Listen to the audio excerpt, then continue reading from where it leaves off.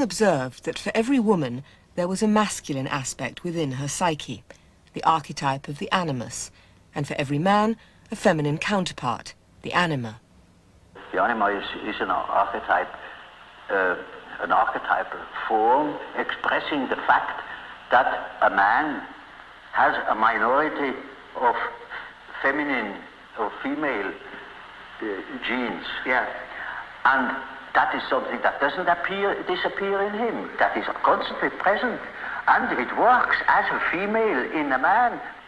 The same is the case with the animus. That is a masculine image in a woman's mind, which is not sometimes quite conscious, sometimes it is not conscious, but it is called into life the moment that woman meets a man who says the right things. And then because he said it is all true, and he is the fellow. No matter what he is. Yeah. And the whole point is that the female ego has to be in charge of the animus.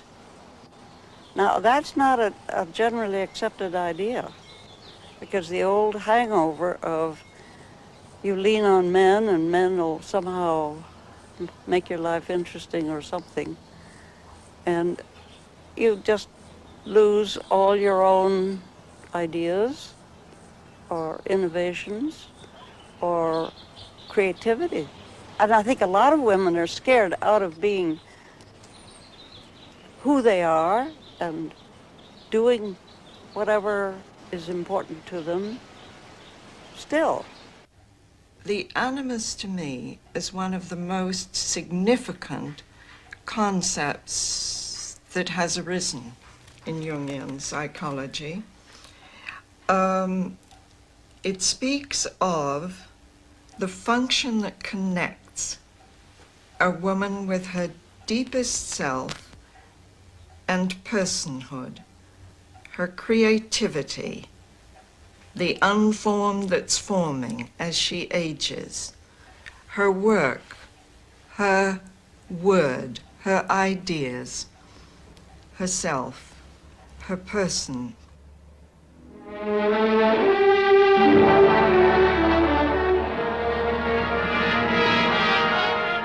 In the Alfred Hitchcock film Notorious, John Beebe finds a drama of the animus in the conflict between a woman and men. Here she comes.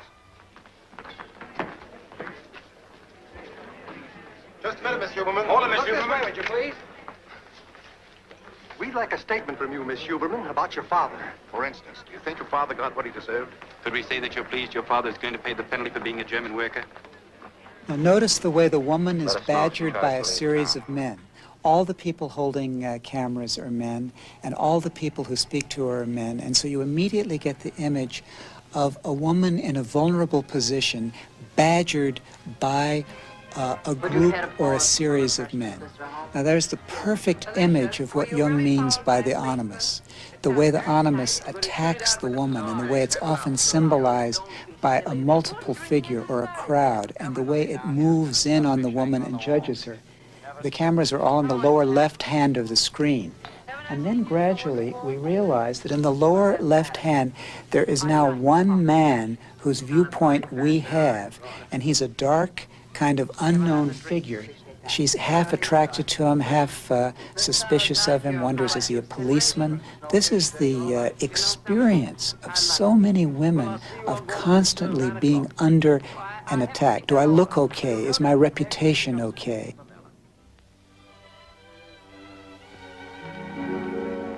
The camera turns, and finally he becomes a personality in his own right. Indeed, he's Cary Grant. There's one more drink left, appease. Shame about the ice. So that the very critic, the very thing that's most attacking the woman, is also somehow the thing that's most erotically exciting, and the most interesting, and the most energetic. And there, in a little nutshell, you get the problem of the animus. Now, see, the archetype is a force, it has an autonomy.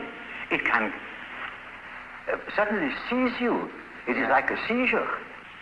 So, for instance, falling in love at first sight, that is such a case. You see, you have a certain image in yourself without knowing it of the woman, of the woman. Yeah. Now you see that girl, or at least a good imitation of your type. Yeah. And instantly you get a seizure and you're gone. Yeah. And afterwards you may discover that it was a hell of a mistake.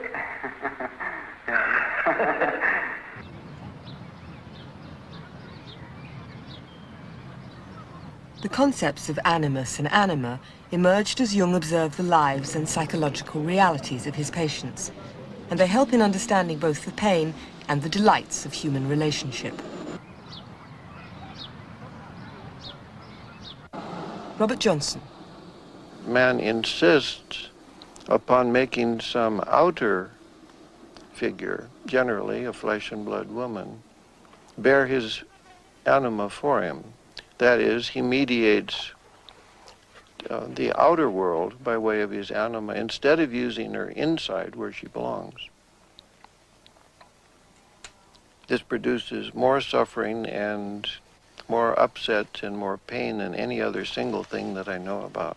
Oh, you see, a man is quite capable, he's intelligent enough to see that that woman of his choice, as one says, not no choice, he has been captured. You know, he sees that she's no good at all, that she's a hell of a business. And he tells me so, and he says, for God's sake, doctor, help me to get rid of that woman. He can't. He's like clay in her fingers. And that is the archetype. That is so-called archetype of the anima. This contribution of Jung's animus and anima theory is not only of immense use in understanding relationship difficulties and the joys and richnesses of relationships, but is actually something, as with all the best ideas, that people, ordinary people, are doing anyway. That's a real acid test of all psychological theory. If it really turns out to be a description of what's happening, it's good theory.